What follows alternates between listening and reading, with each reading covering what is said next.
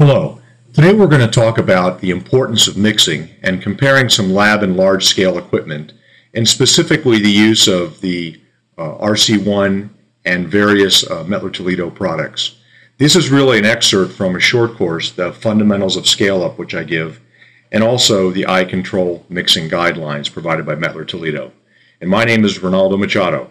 I have a small company, RM2 Technologies, where I teach short courses in scale-up, but I'm also a full-time employee of Air Products and Chemicals. There are numerous physical and chemical processes that interact during a manufacturing or a synthesis process in a stirred tank. Kinetics, we're all very familiar with, which is the rate at which chemical reactions occur. There's heat transfer, that's the rate at which we're removing heat from the exotherm or adding heat in an endotherm. We have thermodynamics.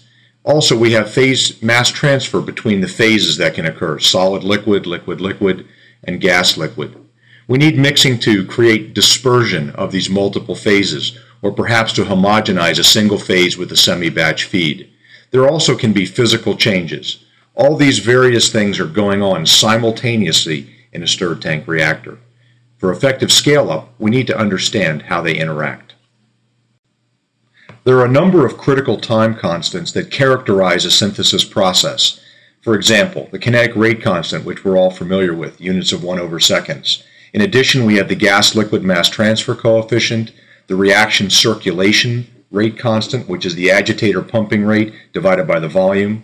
We also have micromixing, which occurs at the scale of turbulence, and it's the diffusion divided by the micromixing length scale. There's also a residence time and a host of other mass transfer and liquid mass transfer time constants.